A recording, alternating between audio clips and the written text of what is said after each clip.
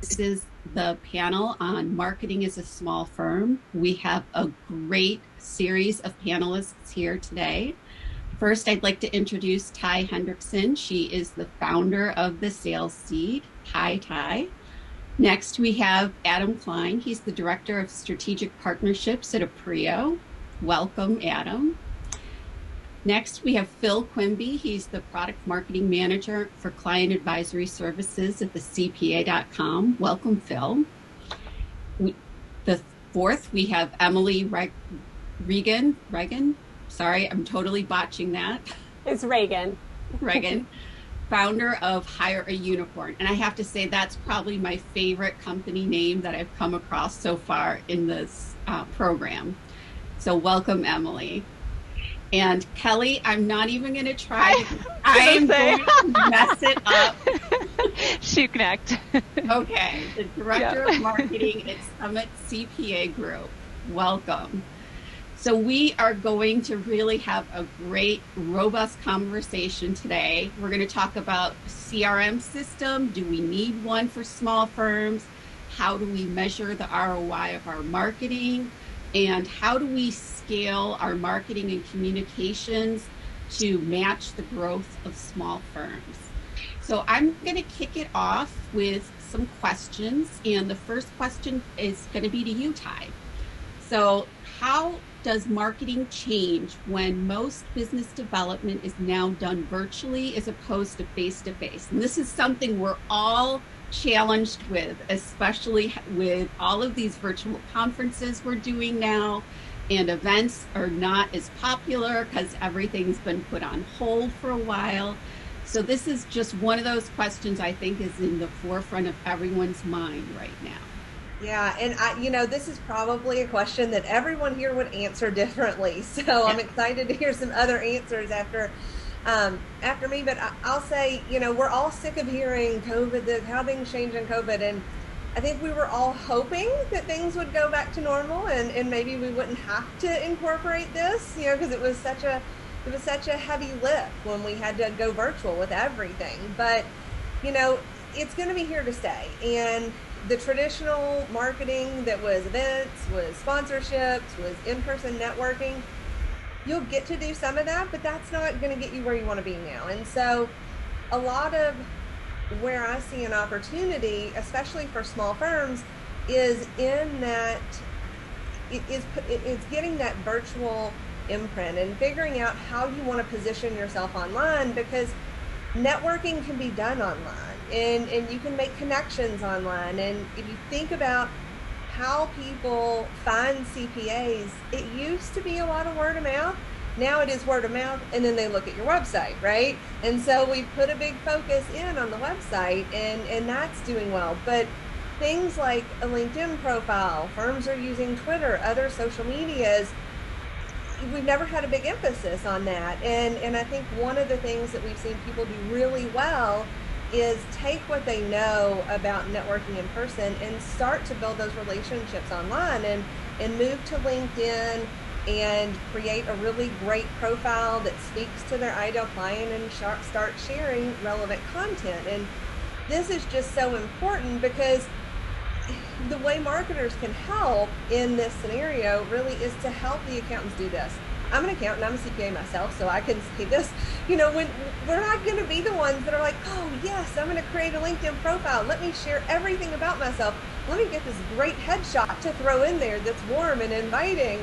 Accountants just don't do that. And so I see the role of marketing in this as such a huge opportunity to help the accountants, help the partners, help the staff, help everybody build this virtual profile by helping them with their LinkedIn profiles, giving them what they need to do to set it up properly, giving them content, providing social media posts and ways to collaborate on this, and make it easier, because also as accountants, we're not going to put the best marketing put forward. We're not going to position these articles the best way we can. So it is a lot about providing that support and showing them the way so they can build that virtual profile and start networking online. And that's just one piece of it, and I'll let everybody else jump in, but I think that's a huge opportunity for marketing. I think it is definitely a huge opportunity.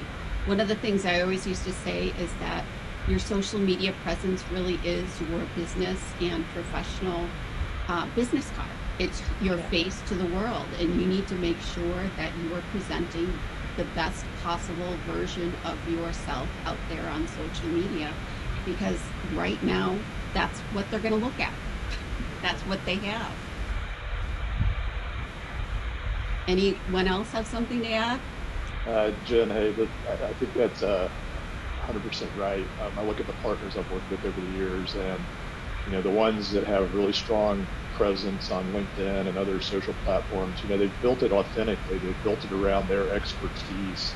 They've built their personal brand around their specific area of expertise, whether they're tax or audit or advisory. And the benefit of that is if you happen to change firms, you can take that with you. If you go from a big firm to a small firm or vice versa, you've got your personal brand, but you can carry that over with you on social media. So that's spend some time around it, be authentic, speak to your specific area of expertise that you're comfortable with, and the rest just kind of follows. So true. I think a lot of accountants in general are, don't want to be front and center. And if you look at social media as a way to network, like you're not just putting yourself out there, but you're letting other business owners know about you, whether they're in your local community. And that way they can refer you, right? So I think sometimes we get stuck on like, I don't want to share like too many personal stories about myself, but it's not just attracting clients from social media, it's like building that referral community. And if you can look at it like that, like you used to do in person, I think that will really help you with your social media strategy and like what to post. That is, I think, one of the biggest points that you need to put out there is it's not just, about networking. It's not just about, it's referrals. And it's being able to refer people back and forth. And the more that you're able to also help them, the more that you'll get coming back your way too. And frankly, I'd argue that I think this is even more important today for smaller firms.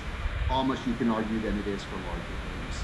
Yes. I think why this is so critical because larger firms, let's just pretend it, have been moving in the direction of larger online social media presences, varying their marketing activities, where the reality is most smaller firms have relied more heavily on in-person and their personal network, and they haven't been forced to invest in that online presence as much. So I think it's super critical that smaller firm leaders realize that their client base, just like any other client base, is looking for that presence and is looking for that thought leadership. And again, I'd say you can argue it's more critical today for a smaller firm than it is even for a mid-size or larger firm. Absolutely. All right, so let me just kick off for the next question. I'm going to throw to Phil.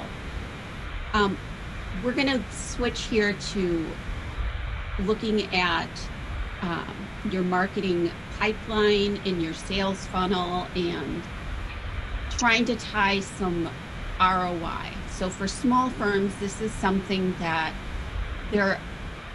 they want to know if their marketing is going to give them something back immediately.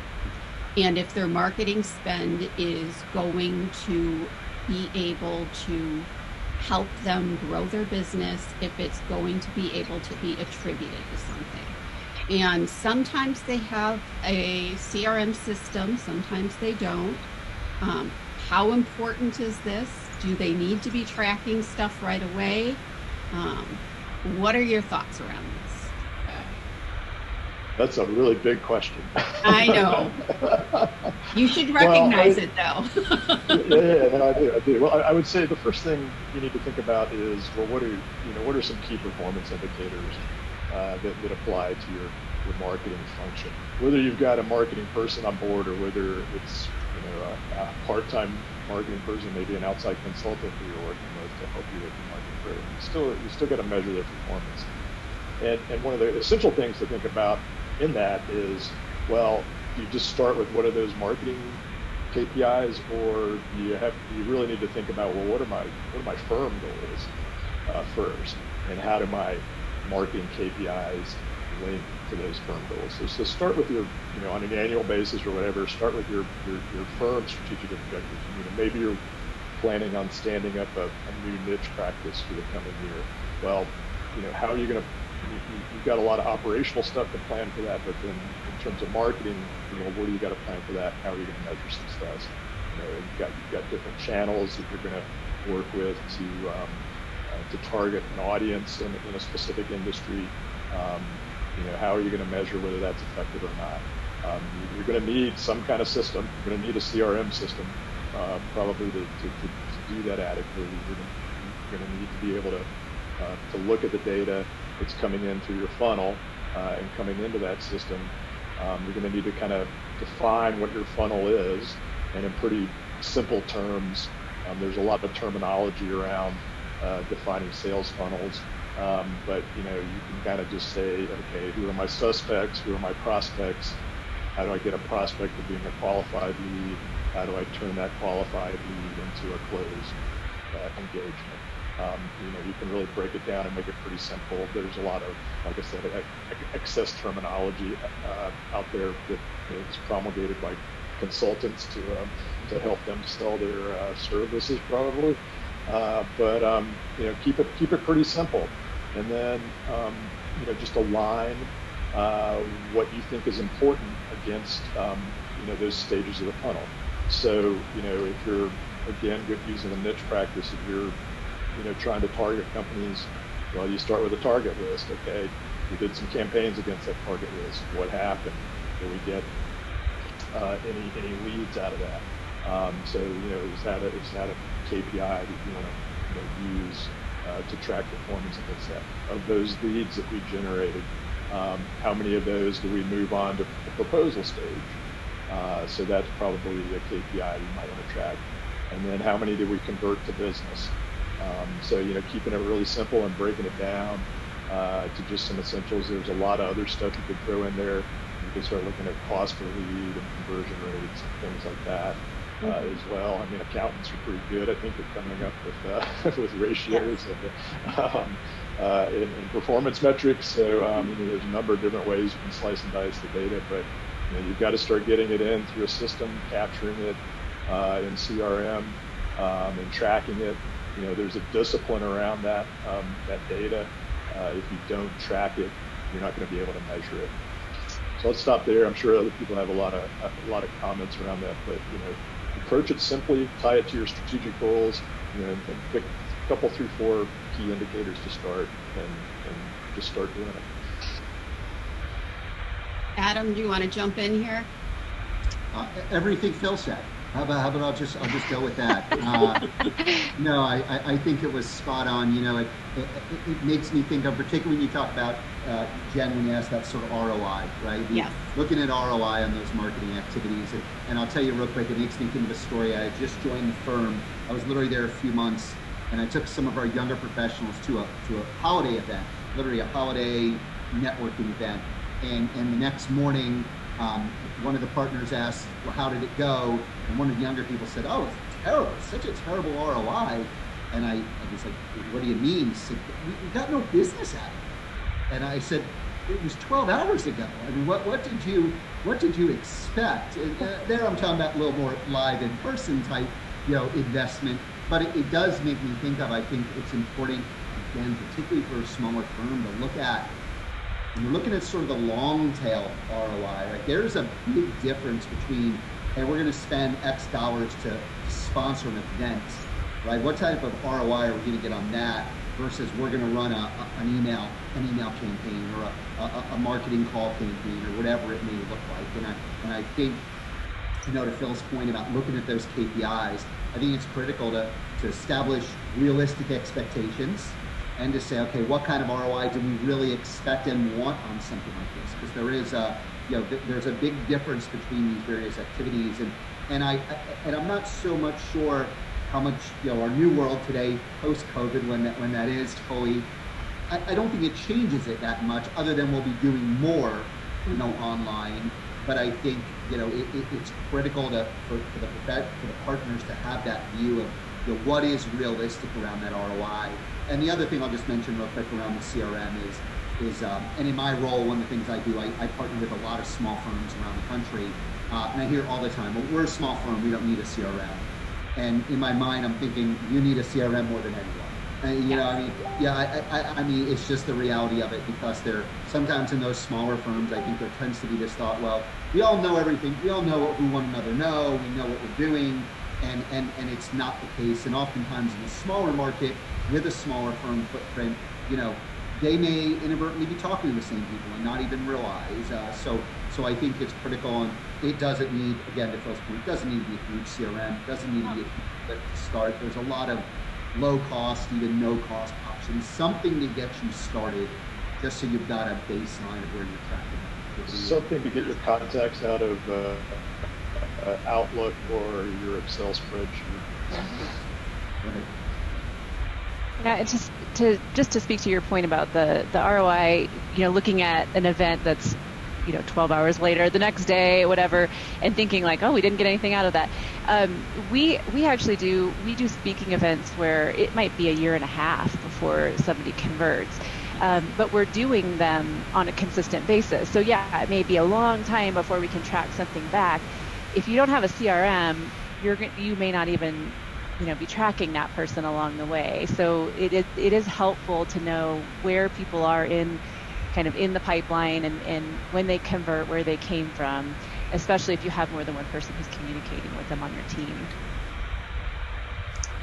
I think that's the number one reason why you should have a CRM system, is because there's going to be multiple communications going out by different people, and you need to know what's being said by whom and when. Because there's nothing worse than someone getting an email or a newsletter and someone else contacting them the next day, and they're like, oh, I read this great article, thanks so much about it, and they have no idea what you're talking about. And a CRM system is the easiest way to be able to say, okay, I see that you got it. How was it? Did it help you? And even being able to see if they opened it up, they downloaded the article, they read it, being able to have that information in front of you. And to Adam's point, there's a lot of systems out there that are low cost or no cost for small firms to get you started. It doesn't have to be a huge expenditure anymore. I mean, CRM systems should not be the scary words that they were 10 years ago. I mean, I shudder to think back 10 years ago at some of the CRM systems that I've worked on. It's not like that anymore. And you can find something very easy that is dummy-proof out there for anybody to use and is even available on your mobile device. So it should be something that I think any small firm can embrace very easily at this point. I'm a huge lover of CRMs. I don't know how people function without them, so I love this conversation. But when you're in that CRM and you're tracking these KPIs, and Phil and Adam and everybody, Kelly said the right things about this. One thing that I don't want to miss, though, is that these small firms, like you said, have a limited budget. So how do we know what to spend and where? And one of the biggest KPIs that needs to be tracked is on the different lead sources. So, you're tracking conversion, you're tracking all that, but where did they come from? Because once you get enough data, you can be like, all right, these webinars, they may not be working for this niche, right? Or, this email campaign was great. Let's focus here. And you start to be able to manipulate where you're spending that money to get the greatest return on dollar, but you can't do that without metrics. So that all comes back to the CRM. That is the best point made. I'm glad you brought that up, Chai, because marketing 101 is you do need to ask people where they're coming from, and that can be as simple as like your contact form on your website and just remembering to collect that data. And I'm somebody who does a lot of the digital marketing implementation for my clients, and just a couple little tips for people who are DIYing or just have a very small staff. You can also track your links with things like pretty links. Google has a campaign URL builder, and you can track the source and just use that link in your embedded email and whatnot, and you can do that with your Google ads and your Facebook ads and track where things are coming and where your leads are coming from, so you can see whether your efforts are effective. That's a great point, because there's a lot of tools out there that don't really cost anything or very low cost that you can use. All right, so let's go on. Emily, how can Facebook ads work for accountants? Oh, speaking of tracking. Just moving that right, you segued right into that one. Oh my gosh, so Facebook is in a lot of hot water right now. I'm sure you guys have heard about the iOS changes and things happening with Apple. And, you know, it used to be where you could retarget people who landed on your page, and you could, you know, remind them to hire you and, you know, keep top of mind with some retargeted ads. But now people have this option of taking themselves out of the equation and not getting retargeted ads. That doesn't mean they're not going to get ads. It just means they're not going to get customized ads. So I don't think people really understand that, but I see a lot of people, you know, opting out because they don't know any better. So this kind of changes how Facebook ads are working for your funnels. And right now, Facebook ads work really great when you're trying to build up engagement on your social media, if you're trying to get people to book a call, opt in for a lead magnet or something, you know, fill out a form and get something for free. But one of the areas to really like use Facebook ads is with your own email list. So if you're using that CRM and you've collected these emails, there's this magic number. If you get 1,000 people on your list, you can put it into Facebook, and Facebook will create what's called a lookalike audience, and then you can run those ads to very similar customers, especially customers who are vetted, qualified, you know, already used your services. So Facebook ads can work wonders for that, just not so much with the retargeting, and that doesn't mean the retargeting isn't going to work. It's just really mucking up our data right now. It's going to be more expensive, especially if you're doing ads to track conversions. So ads, when you're just generating traffic, those are going to be a lot cheaper right now. But yeah, definitely put some effort into growing your email list so you can tap into Facebook. Now, the crappy thing about Facebook ads is there's only a 1% click rate. So that's like, if you flip it, 99% of people aren't actually clicking on it. So there are some other tactics we could talk about as far as like getting traffic. But just to throw some numbers out there, Google ads get a 3% click rate. LinkedIn ads, they get like a 0.4% click rate. So you kind of want to think about that and talk to your marketing person and find out if that is the best route for you. And if you are going to try out Facebook ads, just like manage those expectations. It's all about testing. They're really cool because you can target people based on demographics, location, you know, top percentage of income inside zip codes. I mean, you can you can target so many people in there based on their interests, their job titles. So it could really help you out as a small firm. So I just didn't want you to discount that. And I wanted to give you some tools to be able to ask your marketing person if this is the right thing for you. So I love this question, and I was so excited when I saw this on there, because one of the things that I had done previously at my previous firm in Czars is we used it. I laughed at first, but we had an agency and they said you need to be doing Facebook ads. And I'm like, these are accountants. Why are we going to be putting ads on Facebook? I'm like, this is absurd. They're like, well, don't you realize that Facebook, the biggest audience right now are Gen Xers and boomers, like, because they're on there, they're keeping in touch with their kids, they're keeping in touch with people that they went to high school with, and their grandkids. This is what they're doing when they're in their off time. And I'm like, okay, well, let's test it out and see how it goes, and we'll, load up. And they're like, they talked about the retargeting and they talked about uploading lists.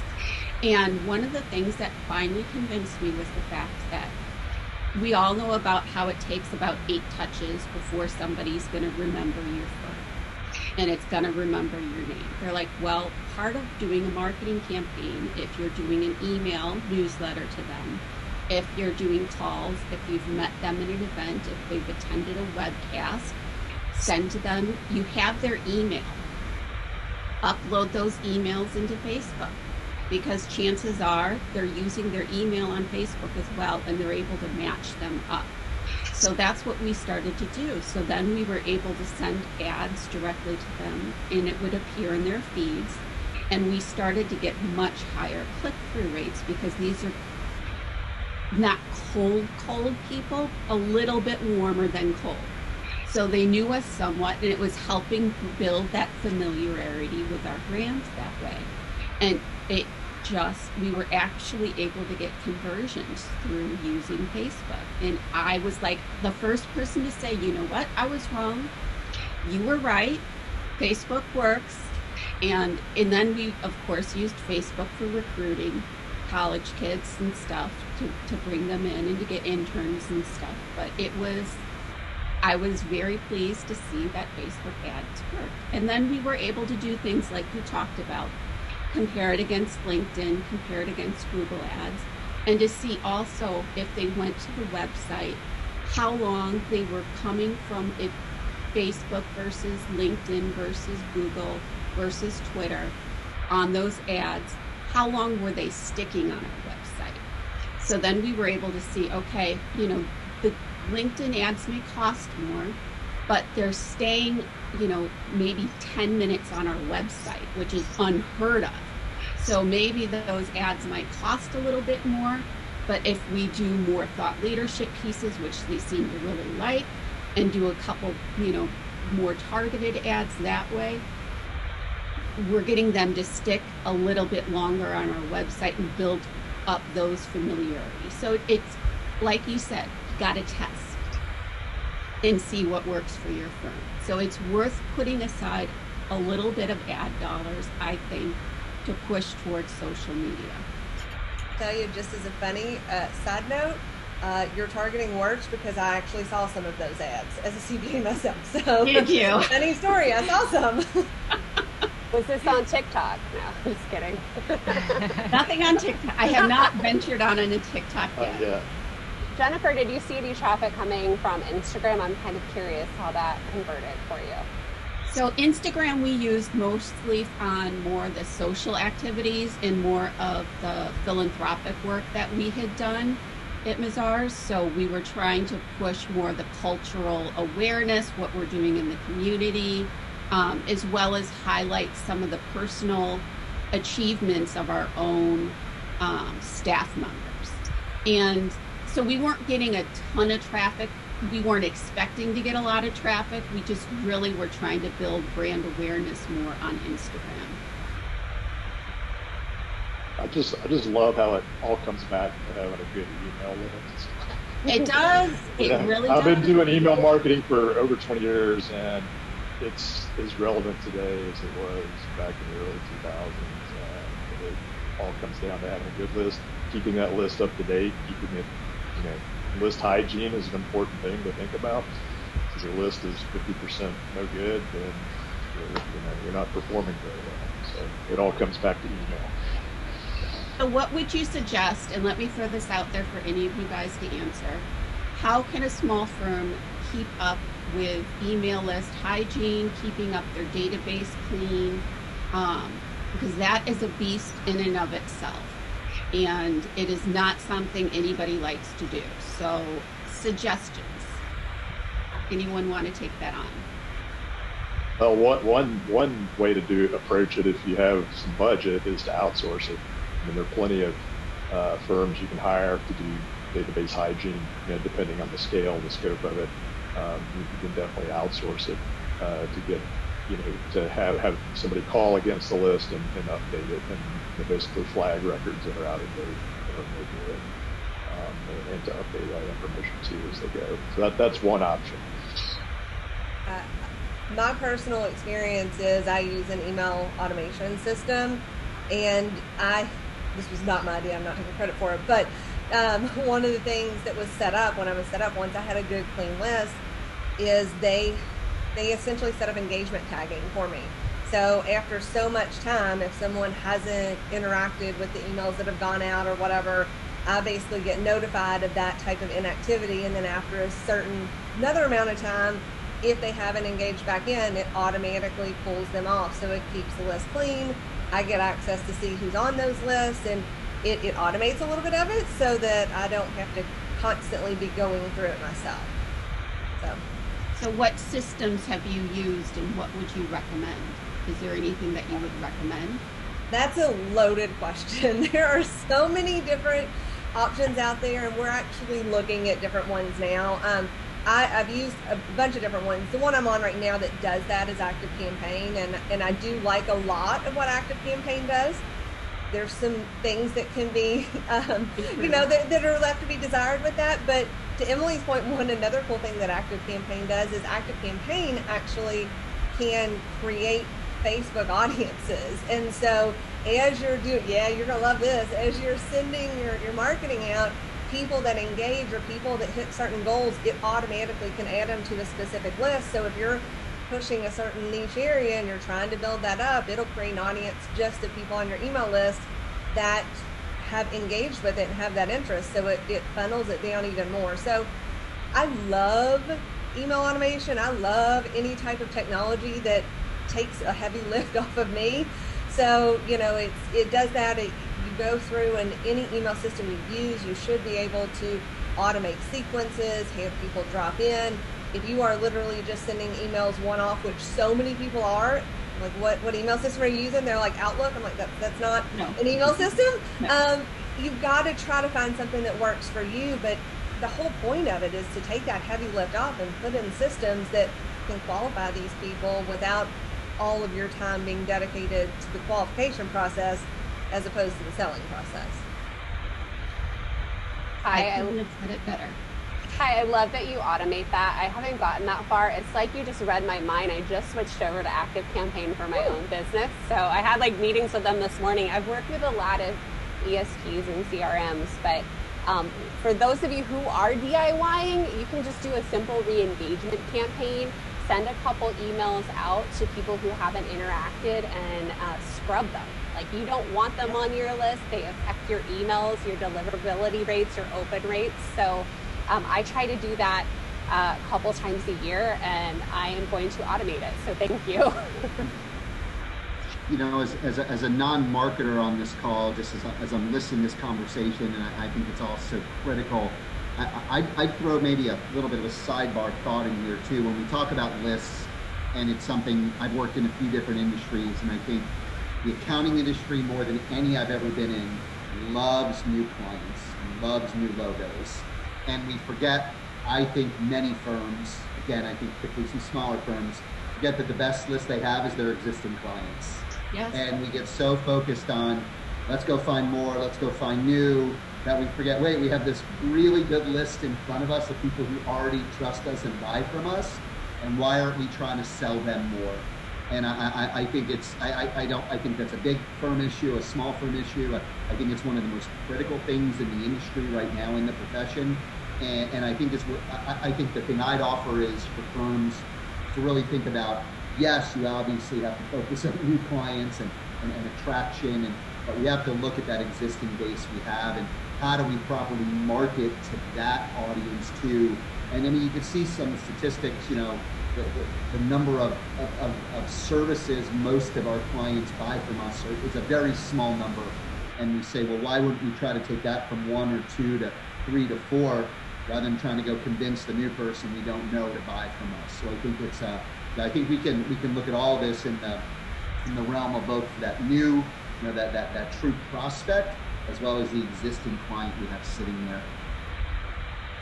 That's a great point, and we're going to circle back to that a little bit later, because I want to talk about something else first, but we will get back to that. Kelly, I want to ask you this question because it was in here and it just kept tickling my brain.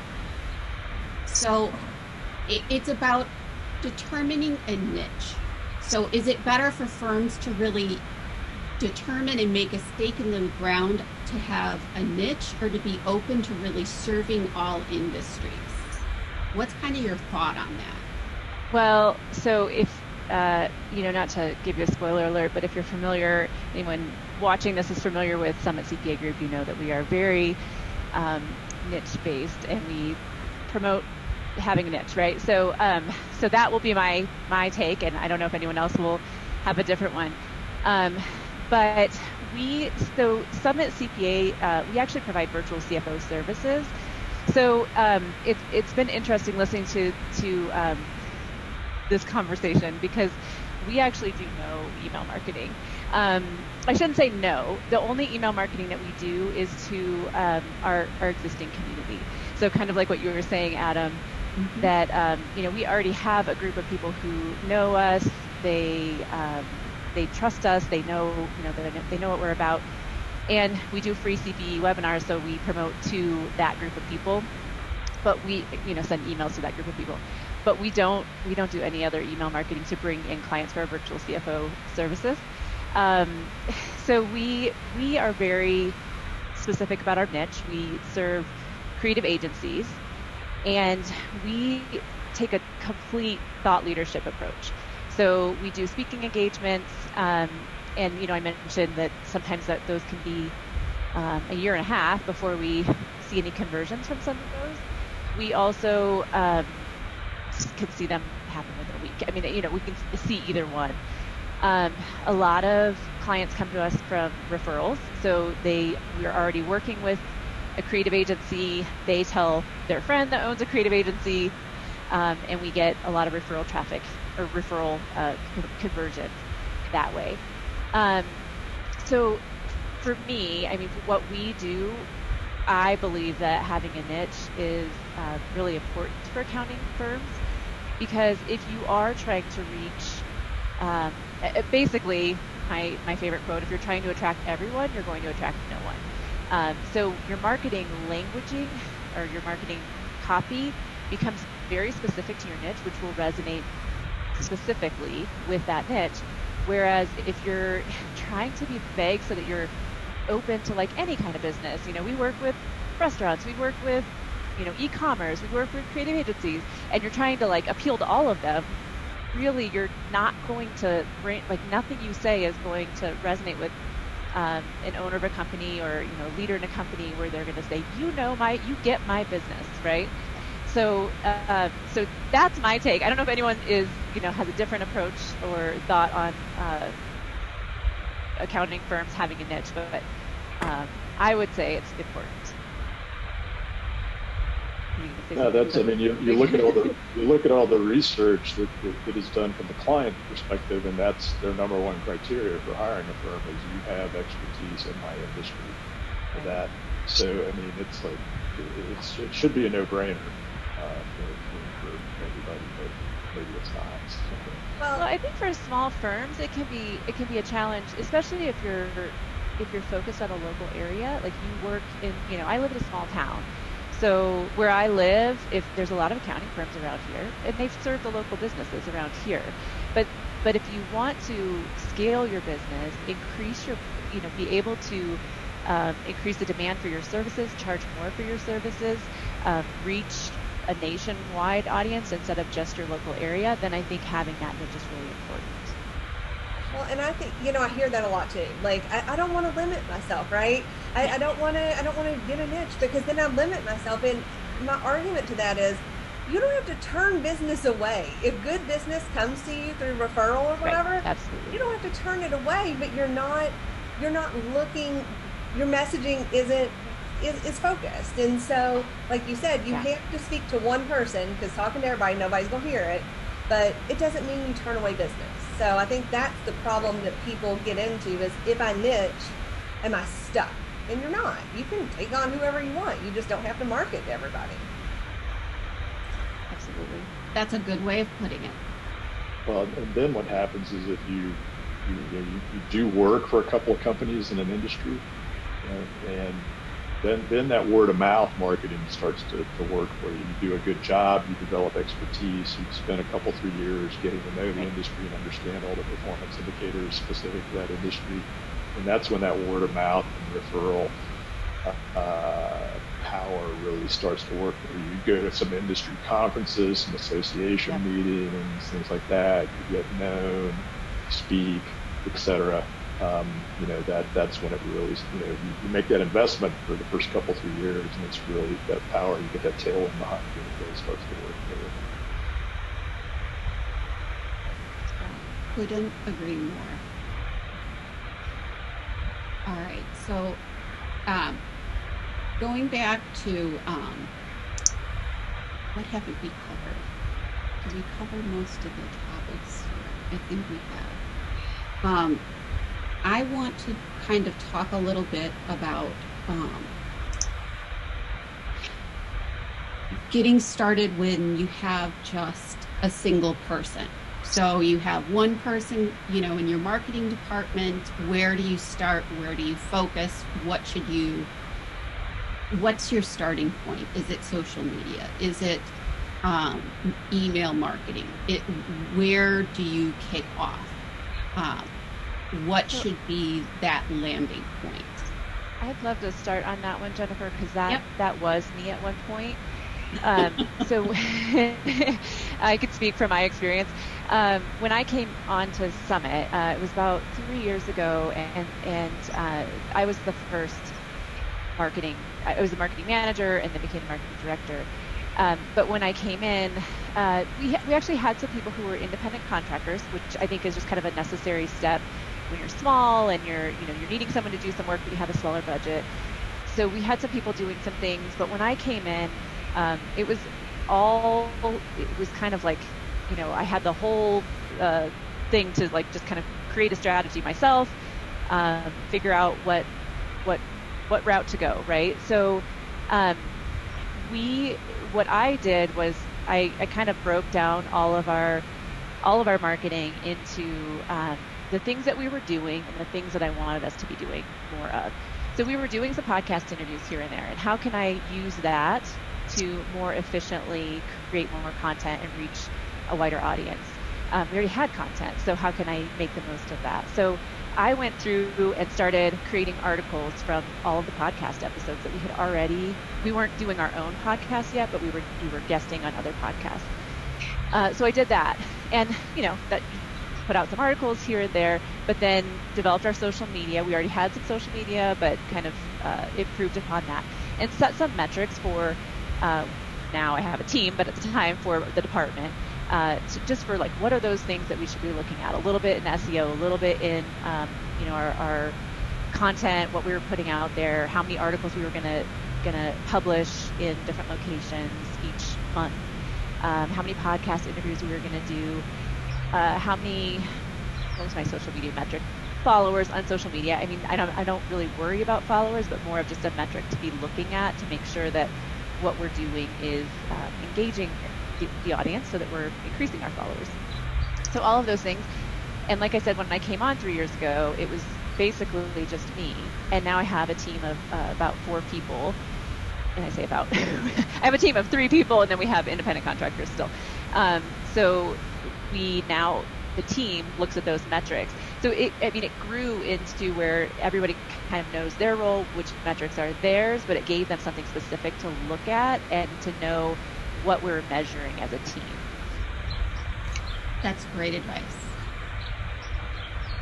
So when we look at content and developing content, is that something you guys think is something that should be at the forefront, or is that something that should be secondary to creating, say, your website?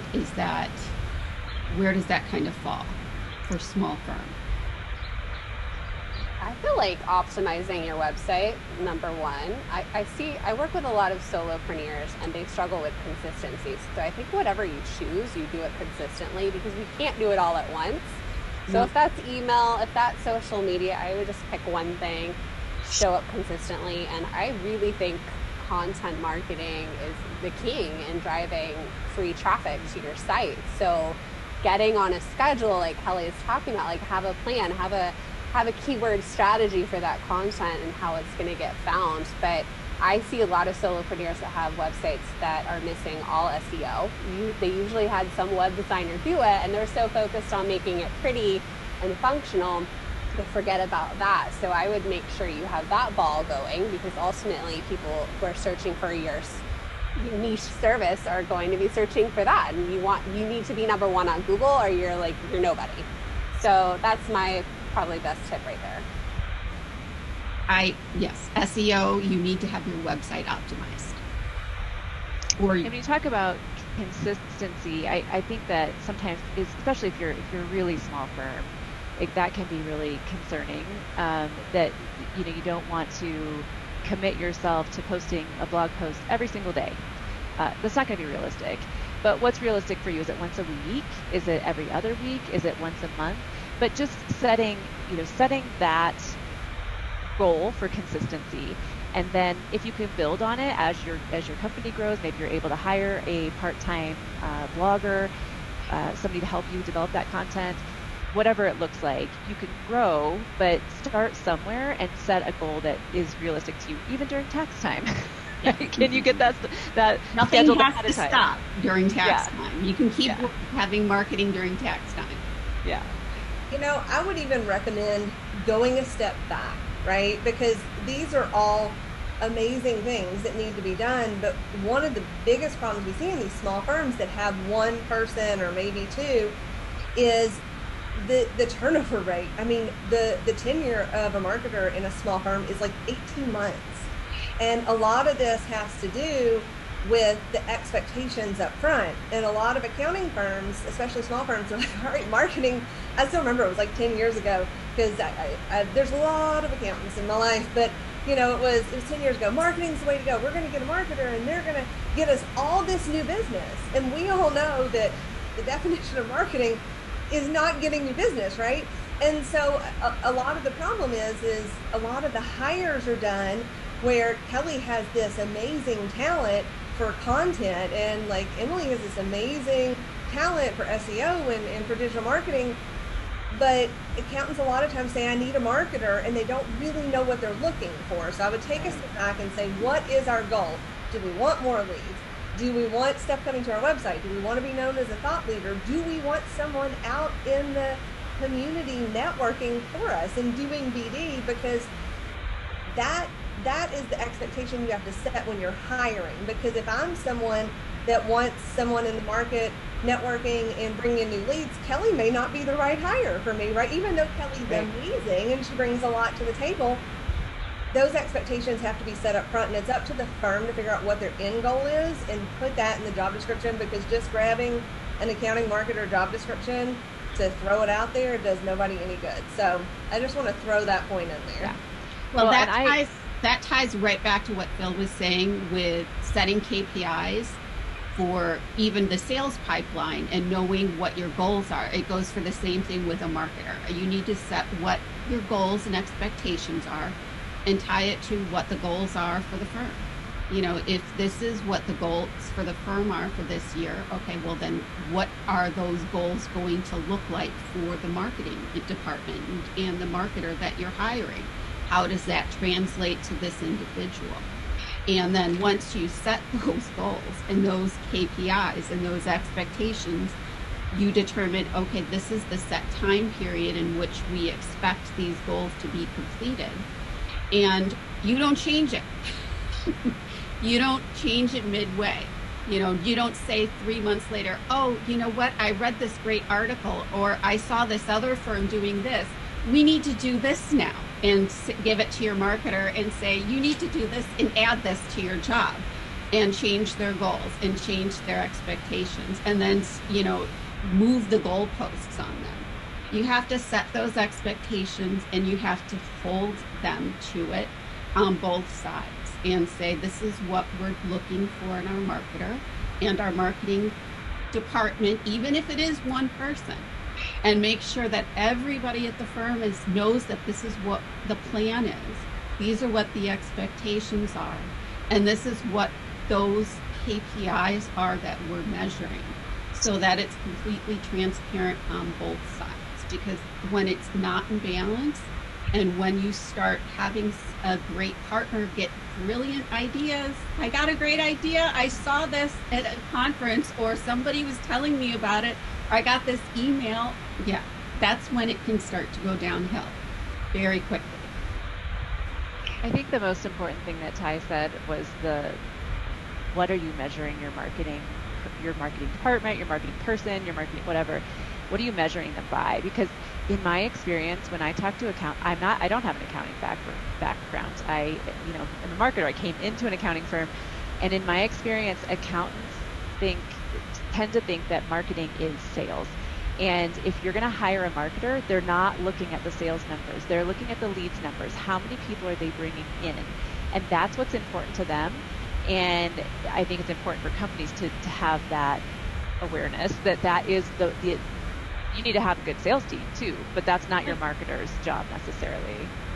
And that brings it to, you need to have good salespeople, right, Adam?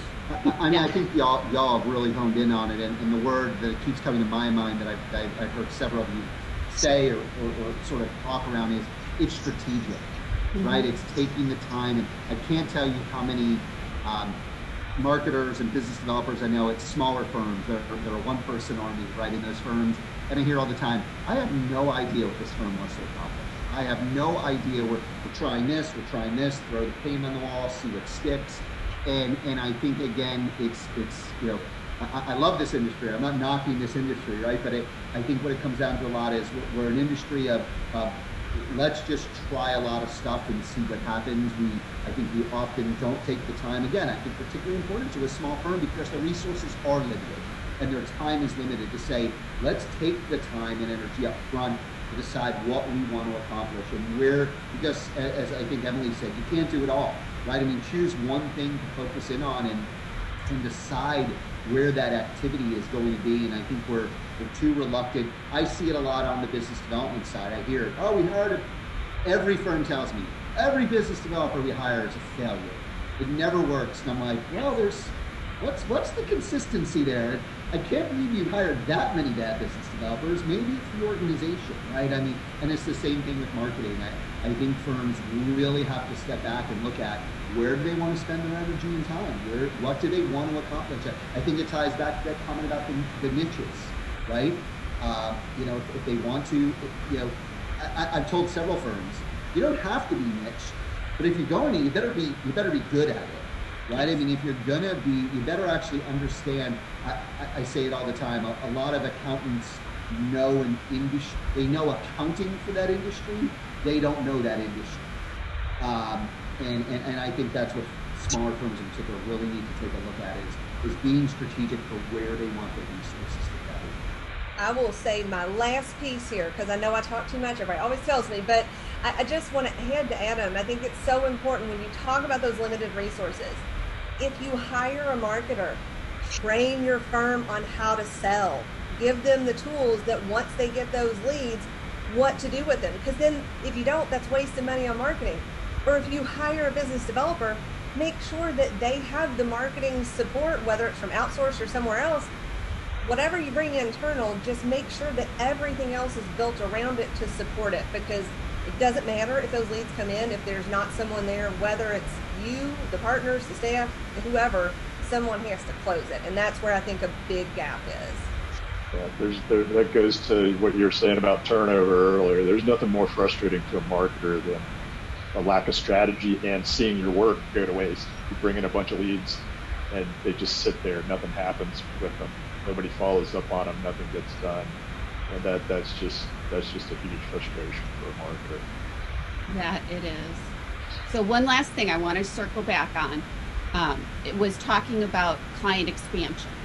And one of the topics that was in the other panel discussion we discussed a little bit was doing a client survey and making sure that you do an annual client survey and you talk to your clients so you know what it is that they think about your team, how they think you're performing, and you also have that opportunity to include in there questions like, do you have any other needs? Do you understand what our other services are?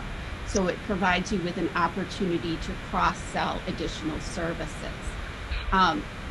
What have been, I'm just going to throw this out here to you guys, your experiences with client surveys? Like, have you tried them with your clients or with your firms that you've worked with? I know I've done it with smaller firms and bigger firms. I'm a huge advocate for them. because the more, especially as we're virtual now, you need to be more closely aligned with your clients and know what they're thinking, because every client lost it hurts even more because it's harder to get new clients. So what are your thoughts on doing client surveys for small firms? We do them every month. We do, but we meet. So again, we offer virtual CFO services. So we have more of a ongoing relationship with our clients. It's not an annual basis or quarterly basis. We meet with them every week, and then we do a customer satisfaction survey every month, and then we do the NPS twice a year. Okay. I'm a big lover of NPS. I think, you know, what I've heard from several firms, small firms that I've talked to, they do the annual survey or some sort of survey, and then the data sits around for months and months and months. And it's then too big a lift, or they're back into tax season and they can't do anything with it. And I'd say that I don't think that's just a small firm problem. I think that's a big firm problem too. It is. And I think that goes down to, and I'm really glad Kelly shared that, because to me, look, the surveys are great. I think there's a ton of value in them, but it's more frequent communication with your clients. Yeah. That to me is where you really get the more timely feedback, and you hear where the needs are. You know, my CEO says it all the time. Nothing frustrates him more than when the client says to us, well, I went with so-and-so because for this service, I didn't know y'all did it. He said that there's literally nothing more frustrating to him than hearing that I didn't know y'all did it. He said that it's the most frustrating. He doesn't care why we lose except for that reason. I will say one thing about surveys. Okay, two things. First of all, I'm not very likely to fill them out unless there's some kind of reward, because it's just very noisy. And so I would kind of maybe think about that if you're not getting a lot of people filling them out. But also use those surveys for testimonials on your website and for social proof, and that can make social media content for you. You know, of course, ask for permission, but I see a lot of small business owners struggling with that, and that's like just a prime opportunity to capture that, get their permission, and then use that to your advantage to position yourself as like your go-to. Just a couple. Go ahead, Phil. Yeah, just a couple of thoughts. One is, you know, your survey mechanism and who's responsible for making sure the survey gets done by the client. Are you putting that burden on the partner, or is somebody else responsible for getting that survey completed and back into the firm? And then the second point is, and this is, you know, what you know, from a prior life, when you do those client surveys, you know, that to add this point, you don't want to leave that data just sitting there. You want to look at it, and you want to have a clear view into it. Are there indicators of a problem? You know, is there a potential defection here that's showing up in the way this you know, client responded to the data?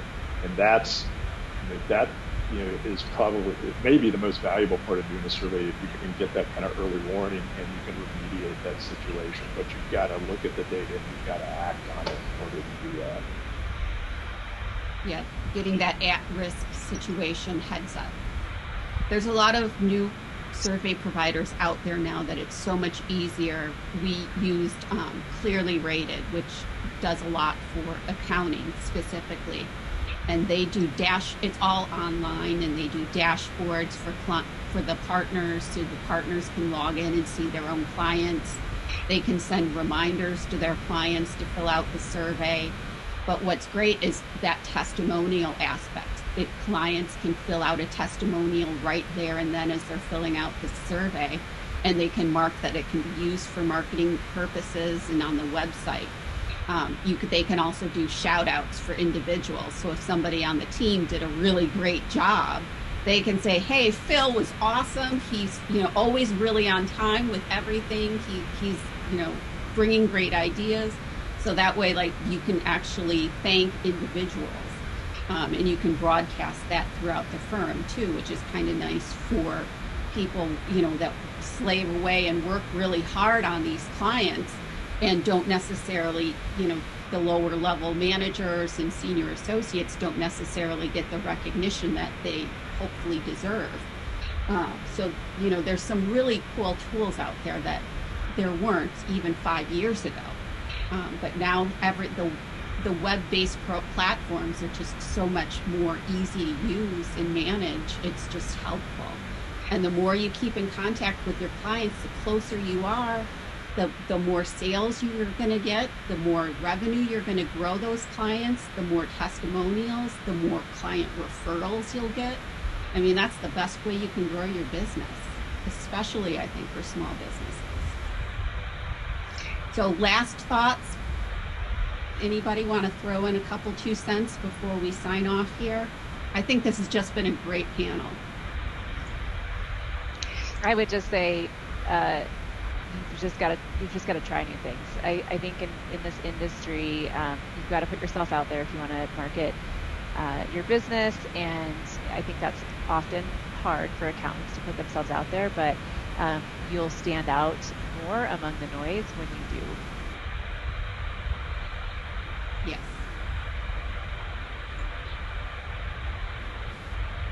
All right. Well, thank everyone for attending, and we'll have question and answers available.